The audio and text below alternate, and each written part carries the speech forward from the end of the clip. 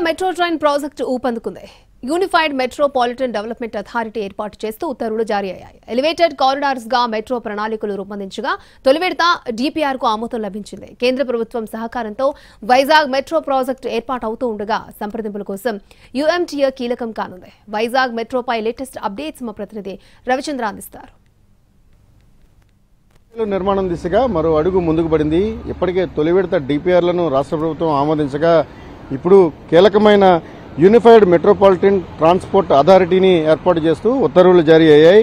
యుఎంటీఏ పరిధిలో 2 జిల్లాల కలెక్టర్లతో పాటు కీలకమైన అధికారుల భాగస్వామ్యం ఉండబోతోంది. యుఎంటీఏకు కేంద్ర ప్రభుత్వంతో నిరంతరం సంప్రదింపులు చేయడంతో పాటుగా ఎక్కడైతే మెట్రో రైలు ఏర్పాటుకు అవసరమైన ఏర్పాట్లు ఉంటాయో వాటిలన్నింటినీ కూడా చూడాలన్న బాధ్యత ఉంటుంది.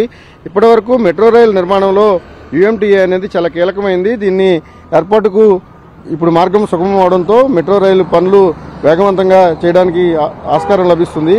విశాఖపట్నం మెట్రో రైలు మొత్తం 46.23 కిలోమీటర్ల మేర 3 కారిడార్లుగా నిర్మించాలనేది ప్రభుత్వం ఆలోచన. ఈ కారిడార్లకు సంబంధించినంత వరకు main corridor Visakhapatnam steel plant నుంచి కొమ్మాది వరకు దాదాపు 34.4 కిలోమీటర్లు, రెండవ కారిడార్గా గురుద్వార నుంచి పాత పోస్టాఫీస్ వరకు 5.8 కిలోమీటర్లు, మూడవ కారిడార్గా తాడిచెట్లపల్లి నుంచి చినవాల్తేరు వరకు 6.75 కిలోమీటర్లు నిర్మాణం జరుగుతుంది.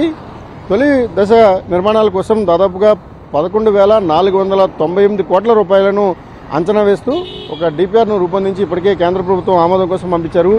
ఈ డిపిఆర్లకు సంబంధించినంత వరకు చాలా అనేక యూనిక్ ఆలోచనలతో ఈ మెట్రో రైలు రాబోతుంది. ఇది పూర్తిగా ఎలివేటెడ్ మెట్రో కాబోతుంది. విశాఖపట్నానికి మొదటి విడత కారిడార్ అంతా కూడా విశాఖపట్నం నేషనల్ హైవే మీదుగా వెళ్తుంది. సిటీని కవర్ చేస్తూ దాదాపుగా 34 కిలోమీటర్లు ఈ ట్రాన్స్పోర్ట్ రాబోతోంది. అదే సమయంలో ఎలివేటెడ్ కారిడార్గా మెట్రోను నిర్మించడం ద్వారా దిగువన అంటే 2 డబుల్ స్టేర్స్గా ఈ మెట్రో రైలు రాబోతోంది.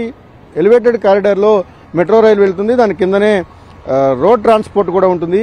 ప్రస్తుతం విశాఖపట్నానికి సంబంధించినంత వరకు ప్రధానమైన సమస్యగా ఉన్న ట్రాఫిక్ను నియంత్రించడానికి భవిష్యత్తులో భోగాపురం ఎయిర్పోర్ట్తో పాటు కనెక్టివిటీని విస్తరించడానికి భోగాపురం ఎయిర్పోర్ట్ ఏర్పాటు అయితే మరో 30 కిలోమీటర్ల మేర మెట్రో రైలు విస్తరించాల్సిన అవసరం ఉంటుంది.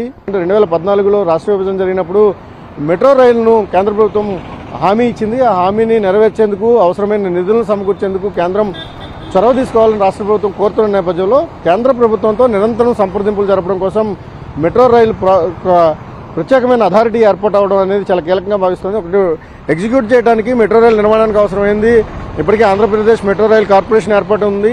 ఆంధ్రప్రదేశ్ మెట్రో రైలు కార్పొరేషన్ తన పనిని తాను చేసుకుంటుంది. మరోవైపు ల్యాండ్ ఎక్విజిషన్స్ కావచ్చు, లేకపోతే కేంద్రం నుంచి నిధులు రాబట్టడంలో ఈ మెట్రో రీజన్ డెవలప్మెంట్ అథారిటీకి కానీ లేకపోతే విశాఖపట్నానికి సంబంధించిన ఏదైతే యూనిఫైడ్ అథారిటీ ఉందో యూనిఫైడ్ అథారిటీ చాలా కీలకంగా మారుతుందని ప్రభుత్వం భావించింది. ఇందులో భాగంగానే యూనిఫైడ్ అథారిటీని ఏర్పాటు చేస్తూ అందులో ఐఏఎస్ అధికారులు కొంతమంది సాంకేతిక నిపుణులను కూడా కలుపుతూ ఈ కమిటీని ఏర్పాటు చేసింది. ఓవరాల్గా విశాఖపట్నం మెట్రో రైలు ఏర్పాటు నిర్మాణానికి సంబంధించి ఒక ప్రణాళికాబద్ధమైన ఆలోచనతో రాష్ట్ర ప్రభుత్వం ముందడుగు వేస్తున్నట్టుగా కనిపిస్తోంది. Cameraman Sridhar, Ravichandran TV, Visakhapatnam.